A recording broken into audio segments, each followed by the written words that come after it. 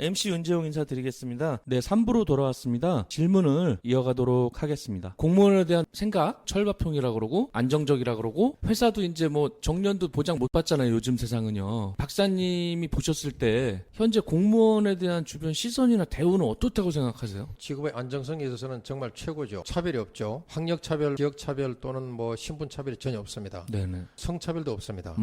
언론 보도를 보게 되면 우리나라 공무원 숫자가 처음으로 여성의 비율이 50%를 넘었다고 나왔습니다. 고시에 합격하고 나서 서울 서대문 구청에서 잠시 몇 달 동안 수습을 했었는데 예예. 그때 보니까 서울시의 구청 공무원들 중에서는 압도적으로 여성들이 많더라고요. 완전 평등 그렇습니다. 실현이 그래서 됐네요. 예, 공직사회가 가지고 있는 강점이라고 하는 것은 그와 같은 평등성 문제, 직장의 안정성, 국가와 국민의 봉사한다라는 자부심 뭐 이와 같은 것이 아니겠나. 근데 돈 벌려고 생각하면 공무원 하시면 안 됩니다. 일부 있잖아요. 공무원 생활하면서 돈 벌 수 있는 방법 두 가지를 알려드리겠습니다. 어떤 거예요? 첫째로는 책을 베스트셀러를 쓰는 겁니다. 만약에 100만 부가 팔리면요 상당히 돈을 벌겠죠. 100만 부라는 게 쉽지 않습니다. 그러게요. 네, 그리고 또 한 가지 방법이 있어요. 명강사가 되는 겁니다. 공무원 하면서 강사는 할 수 있어요. 야간에 뭐 대학이나 또는 뭐 학원에서 강의하는 것은 자기의 역량에 따라 할 수가 있습니다. 네. 명강사가 된다 그러면 또 돈을 좀 벌 수는 있겠죠. 그러나 그것이 뭐 부동산이라든지 큰 사업을 하는 것과는 다르겠죠. 솔직히 국토부나 이런 사람들이 사돈의 팔촌 동원해갖고 미리 땅 사놓고 하는 그런 경우가 있을 수도 있잖아요. 지금은 정보화 전산화가 다 돼 있기 때문에 네. 그것이 불가능합니다. 예전엔 하지 않았을까요? 과거에는 했을 수도 있겠죠. 그런데 네. 우리나라가 공직사회가 투명해진 것이 언제냐면은 네네. 김영삼 대통령께서 취임하시고 나서 바로 그해 8월과 이듬해 사이에서 금융실명제와 부동산실명제를 했습니다. 예예. 그것이 우리나라의 그 투명화 사회로 가는 분수령이 됐다고 보는 겁니다. 그때 어떤 생각이 들었냐면은 내가 공무원 좀 해보려고 그러니까 왜 이렇게 부동산 실명제와 금융 실명제를 하냐 이제 공무원 돈 벌긴 틀렸다 이렇게 된 거예요. 그러니까 아주 해먹으려고 그랬는데. 그렇죠. 아. 그러니까 이제 그것이 생각을 바꿔주는 계기가 되었고 그 이후에 우리나라가 명실상부하게 선진화 사회로 가는 기반이 됐다고 보는 것이죠. 네.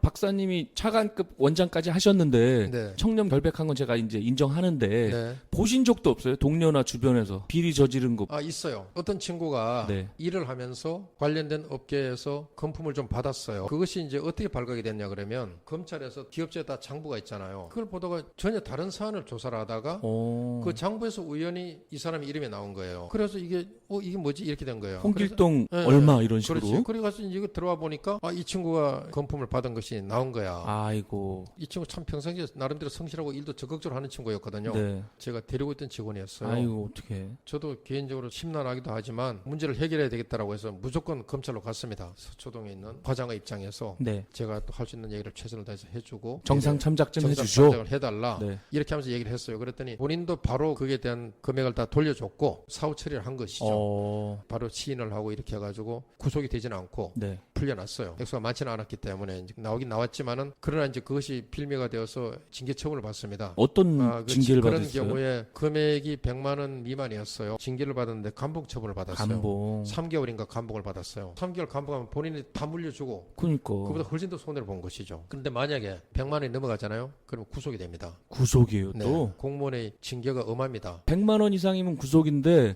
몇 억 받아 드시는 분들은 대단한 배짱 아니에요? 이런 것입니다. 그분의 환경이 영향을 미칩니다. 예. 예를 들어서 처음에는 조그맣게 시작을 했어요. 만약에 뭐 자녀가 유학을 보냈어. 네. 돈이 필요할 거 아닙니까? 그쵸. 공무원이 돈을 월급 받아 어떻게 합니까 그걸? 감당이 안 되거든요. 네. 이런저런 행태로 자기가 뭐 돈을 이렇게 저렇게 염출을 하다가 아쉬운데 너 좀 빌려다오. 빌리죠. 못 갚는 거예요. 그럼 어떻게 되죠? 횡령이 될 수 있는 것이죠. 이렇게 해가지고 엮이는 경우도 생기고 본인이 감당할 수 없는 상황이 됐을 때 이것이 범죄가 될 수 있는 것입니다. 두 번째는 이런 사례가 있습니다. 공무원 중에서 공개 경쟁 채용으로 들어오는 케이스가 있고 네. 전문가 자격으로 특채되는 경우 그다음에 지금은 또 민간 채용 공직자들이 있습니다. 비슷한 경우인데 예예. 전문가 자격 이렇게 해서 직종에 따라서 민간 채용하는 경우들이 많이 있어요. 네네. 그분들은 공직사회의 생리나 공무원 법이 얼마나 엄하고 이렇다는 걸 잘 모르잖아요. 그러니까 마인드가 약간 사회물이 그렇습니다. 들었으니까. 네. 그러니까 이제 그런 걸 잘 모르는 상태에서 들어와가지고 네. 별로 생각 없이 이렇게 가요. 사회에서는 아무렇지도 않은 사안이 공직사회에서는 상당히 엄격합니다. 그죠? 거죠. 그러겠네요. 그래갖고 걸리는 경우가 생겨요. 그러니까 공직의 세부적인 내용을 잘 모르셔가지고 본인의 뜻과는 다르게 이렇게 이제 엮이는 경우가 생기죠. 옛날 그냥 사회에서 하듯이 그냥 접대받고 그냥 뭐. 대개 보면 사고 나는 경우도 그런 경우가 많아요. 얼마 전에 언론에 보도된 보건복지부의 모 과장이라는 사람도 네. 그분이 그 민간 채용자였어요. 네. 그랬구나. 근데 이제 그것이 공무원 전체를 도매금으로 막 싸잡잖아요. 그러니까 우리 자세한 건 모르니까. 네. 공채 출신들은 그 상상도 못합니다. 알기 때문에 많은 교육을 받거든요. 계속 교육을 받으니까 감히 상상을 못하죠. 공무원이 되고자 하는 분들은 처음에 제가 말씀드린 대로 공직관, 공익에 대한 마음 이와 같은 것이 확고하게 돼 있어야만이 또 선공후사, 그다음에 돈 벌 생각하지 마라. 그것이 요건이 되느냐? 그렇다면 공무원 준비해라. 네이버에 헤드헌터 윤재용의 난잡한 이야기 공식 카페가 있거든요. 네네. 거기 청취자들 질문이 있어요. 아, 네. 꼭 해드려야 되니까. 네네네. 그러시죠. 예. 타이푼 제너레이션님 자주 남겨주시는 분인데요. 네. 현직이 아니신가 보네요. 박사님이라고 하신 걸 보니 진짜 대단하십니다라고 하셨는데 1번 가정과 공부와 일은 양립이 가능하신지요? 대단한 정신력을 가지고 계신 것 같습니다. 자신만의 공부법이 있나요라고 하셨는데 양립하는 것이 일정한 정도는 가능합니다. 네. 그런데 결정적으로 중요한 시기에는 한시적으로나 모든 것을 좀 유보시키고 네. 공부에 전념해야 될 경우도 있습니다. 내가 집중적으로 정리를 해야 되겠다라는 타임에서는 모든 것을 끊고 매진하는 것이 필요하다고 봅니다. 그렇죠. 가정과 네. 공부와 일을 전부 양립하기는 힘든 거네요. 그렇습니다. 네. 그래서 그 기간을 개인에 따라 다른데 어떤 분은 3개월 또는 6개월 또는 1년 아니면 길게는 2년 정도까지도 집중적으로 할 경우가 있습니다. 네. 그건 본인의 선택이라고 보는 것이죠. 알겠습니다. 2번 9급 다니시다가 7급, 5급 합격하고 난 뒤에 주위의 반응은 어떠셨나요? 라고 하셨는데 대단하다고 하는 분도 있고 왜 저렇게 고생하나 안쓰러운 얼굴로 쳐다보는 경우도 있고 5급 시험이 안 될 때는요 3년 지나니까 주변에서 다 떨어져 나가요. 마지막에는 제 형제 중에 한두 분하고 제 형제가 6남매에 6남매에서요? 형제 중에 한두 분과 어머니만 남고 네. 다들 이제 낙담하고 있는 것이죠. 그 상황에서 직면한다 그러면 참 그 심정이 어떤지는 좀 상상할 수 있겠죠. 그런 정도까지 간 적이 있었습니다. 그렇구나. 5급 되니까 돌아오던가요? 되면은 다들 좋아하죠. 그죠? 고맙게 생각하고 또 모르는 분들이 또 이리 와서 또 축하도 해주고 접근하는 경우도 있습니다. 네. 타이푼 제너레이션님 감사드리고요. 저예요 전님이 9급과 7급은 실무자이고 5급은 실무자일 수도 있고 관리자일 수도 있다고 들었습니다. 그리고 공직사회는 급수보다는 짬밥과 나이가 중요하다고 들었는데 급수가 높아지면 급여 외에 하는 일에서 어떤 점이 변화가 있는지 궁금하고 그리고 입직 경로에 따라 느끼는 차이에 대해 말해주세요라고 하셨는데 네. 급여의 차이는 분명히 있고요. 네. 그다음에 급여 이외에도 수입만 가지고 얘기할 바는 아니고 네네. 하는 일의 종류와 성격이 달라진다고 볼 수가 있겠죠. 네네. 그러니까 관리자와 책임자로 갈수록 국가와 국민 전체에 대한 어떤 정책 분야에 대한 책임감과 사명감이 높아지겠죠. 일을 잘 처리해야 된다라는 중압감도 있습니다. 그러나 이제 초급 관리자 내지 실무자의 경우에는 그렇다고 해서 실무자가 덜 중요하다는 얘기는 아닙니다. 왜냐하면 실무자로 계실 때도 그분들이 다 모든 기초 자료를 준비하고 정책에 초안 작업에 많이 참여를 하거든요. 마찬가지로 중요하다고 보는 것이죠. 그래서 처음부터 일관되게 말씀드리는 것이 공직관과 공익에 대한 마음 이와 같은 것은 모든 직급과 상관없이 다 중요하다고 보는 것입니다. 9급으로 출발하는 경우와 7급으로 출발하는 경우 또는 고시로 출발하는 경우가 조금씩 차이가 있습니다. 네네. 결과적으로는 긴 공직 생활 전체로 봤을 때는 적어도 20년 이상 30년 이렇게 하거든요. 그 과정으로 봤을 때는 다 마찬가지라고 생각이 되고요.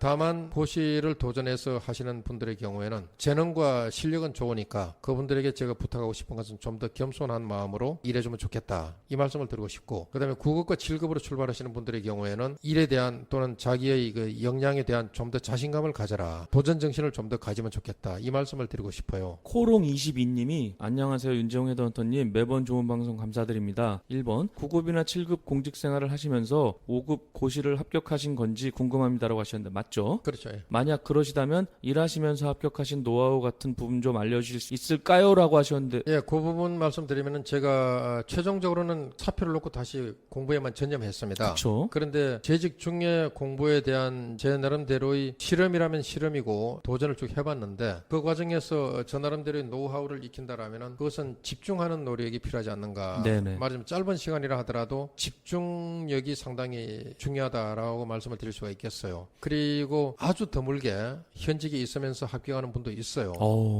정말 많지가 않아요. 그러겠네요. 그런데 그분들의 경우는 저는 상상하기 어려울 것 같아요. 그분들이 시간을 어떻게 잘 아마 나름대로의 지혜를 가지고 특별 휴가를 낸다라든지 네. 뭐 이럴 수는 있겠죠. 그런데 분명히 뭐 기억력이라든지 체계적인 어떤 그 지식을 조합하는 능력 이런 것들이 뛰어난 분들은 좀 더 빨리 될 수는 있겠죠. 그런데 저 같은 경우는 좀 우직하게 공부하는 스타일이었어요. 예. 그러니까 아까 제가 완도를 계속 강조를 하는데 완전히 이해할 수 있는 수준까지 가는 것 그것이거든요. 근데 그것은 말하자면 찍기 공부가 아니라는 겁니다. 네. 예상 문제 찍기 해가지고 될 수가 있어요. 네. 그것조차도 전체를 어느 정도 파악한 다음에 중요도를 찍을 수 있는 능력이 생기는 것이지 기본적으로 기초도 안 돼 있는 분이 뭐 유명 강사가 이건 중요하다 하더라라고 해가지고 공부했다가는 낭패 보기 십상입니다. 그러니까 완전히 이해를 하는 완도를 추천한다. 네, 저는 그렇게 공부를 해야 된다고 보는 것입니다. 2번 고시는 행정고시와 사법고시 등등이 있는데 다른 고시들과 비교해 볼 때 행정고시에 합격한 사무관만의 특별한 점이 있는지 궁금합니다. 사무관이 할 수 있는 권한 같은 부분이라고 생각해 주시면 될 것 같습니다라고 하셨는데. 오케이. 행정사무관뿐만 아니라 모든 네. 사무관들이 기술사무관도 있고 많이 있거든요. 예. 그런데 이제 사무관의 위치라고 하는 것은 국가 전체의 공직사회에서 딱 정확히 중간 지점입니다. 왜냐하면 1급부터 9급까지가 있으니까. 네네. 9급에서 1급까지 올라가니까 정확히 중간 지점인데 그래서 그걸 중간 관리자 내지 중견 관리자라고도 이렇게 얘기를 하거든요. 예. 그분들의 역할은 위아래를 연결하는 역할도 중요하고 정책을 입안하는 가장 기초적인 작업을 사무관이 하게 됩니다. 네. 물론 뭐 주사분들 지금은 주무관이라고 얘기를 하는데 6급 7급으로 들어오신 분들도 그분들이 경험도 있고 자기 나름대로 전문성을 일정하게 가지고 있잖아요. 그래서 그분들이 보조를 해주지만 지금은 중앙부처에서 정책 입안의 기본 단위는 사무관입니다. 사무관. 네, 5급 그렇게 돼 있어서 정책 형성과 기획 능력이 매우 중요하다고 보는 것이고요. 또 뭐 리더로서의 어떤 그 적절한 요소들이 많이 있거든요. 그와 같은 것도 갖출 필요가 있습니다. 청취자 질문 남겨주신 분들 진심으로 감사드리고 네. 앞으로도 공식 카페에 질문 남겨주시면 방송에서 빠짐없이 질문해 드리도록 하겠습니다. 공무원 하셨을 때 본인만이 좀 차별화된 강점이 있다 그러면 어떤 점이 있으셨어요? 약간 분석력이나 이런 해결 능력 말고. 저는 일을 맡게 되면은 반드시 해낸다라는 식으로는 좀 정평이 났었어요. 그래서 뭐 힘든 일이 생기면은 이제 박광무한테 주면은 된다 이런.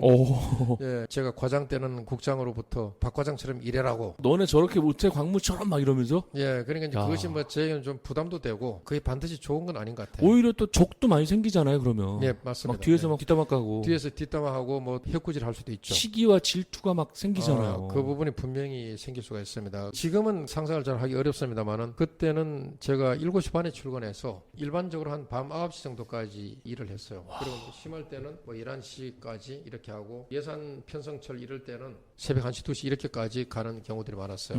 대부분의 공무원들이 다 그렇게 열심히 일을 했습니다. 그때는 토요일 오전까지 근무를 했거든요. 맞아요. 그런데 토요일 날만 나오는 게 아니고 그때 선배 공무원들의 경우는 일요일 날도 나왔어요.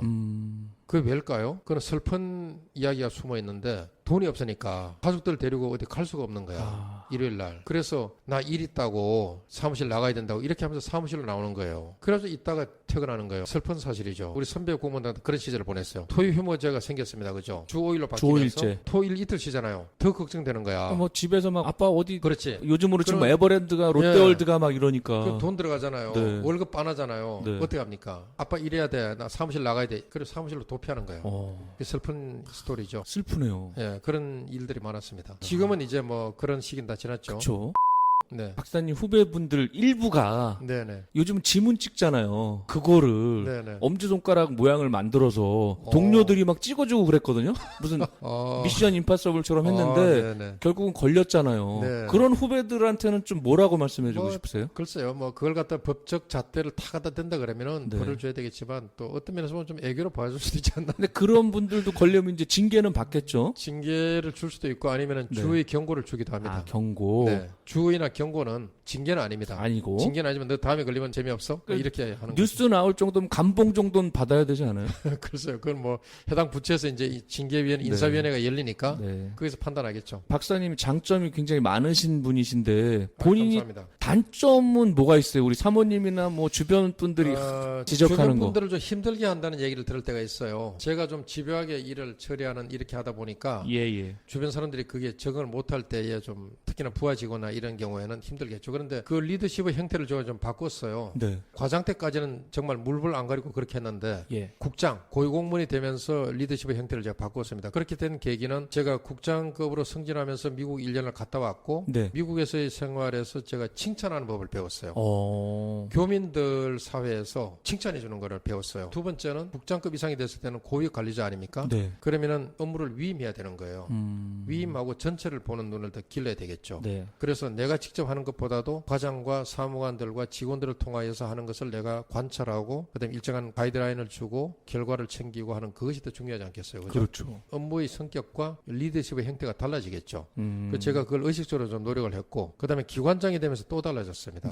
기관장이 되고 나서 제가 처음에 갔을 때 그 얘기를 들었어요. 박강원장 새로 부임했는데 우리 다 죽었다. 일을 물불 안 가리고 하는 거 되게 소문이 나 있으니까. 좋은 시절 끝났다. 그렇지. 그렇게 반응이 나오더라고요. 그래서 제가 그걸 불식시켜야 되겠다고 하면서 취임사를 하면서 그 얘기를 했어요. 특정한 사람을 여러분들이 평가하고 판단할 때에 과거의 결과를 가지고 판단하지 말아라. 지금 현재 시점에서 그분을 만나고 대화를 하고 그분의 행태를 보고 판단을 해야 한다. 여러분들이 연구를 할 때도 마찬가지다. 그 얘기를 강조를 했습니다. 그러면서 여러분들이 연구를 할 때 마음껏 해라. 내가 간섭하지 않는다. 두 번째, 여러분들 해외 출장 나갈 일 있으면 다 100% 나가라. 그 이유는 여러분들이 과거에 알고 있던 지식과 선입견을 가지고 연구를 했을 때는 오류를 만들게 된다. 반드시 현재 시점에서 그 지역을 가보고 그 사람을 만나라. 그러면서 그것을 연구에다 반영해라. 이렇게 얘기를 하거든요. 그랬더니 이거 아니네 이랬던 거예요. 그러게요. 그래서 사람 전부 업돼가지고 그래서 엄청나게 업무 성과를 낸 적이 있습니다. 완전히 쫄았다가 그냥 오히려 잘 됐다 그랬겠네. 부하 직원들이요. 그렇죠. 그래서 완전히 마음껏 일할 수 있는 부조를 만들어주니까 되게 좋아한 적이 있었고 그러다가 또 약간 풀어지니까 한번 쪼이긴 했죠. 그러니까 우리나라 사람 좀 풀어주면은 한두 끝도 없다니까. 맞습니다. 그래서 이제 그것을 적절하게 조절을 할 필요가 있다고 보는 것입니다. 제가 대단한 분을 모신 것 같아요. 감사합니다. 그럼 이쯤에서 3부를 마치고 4부에서 질문을 이어가도록 하겠습니다. 4부로 다시 돌아오겠습니다. 감사합니다.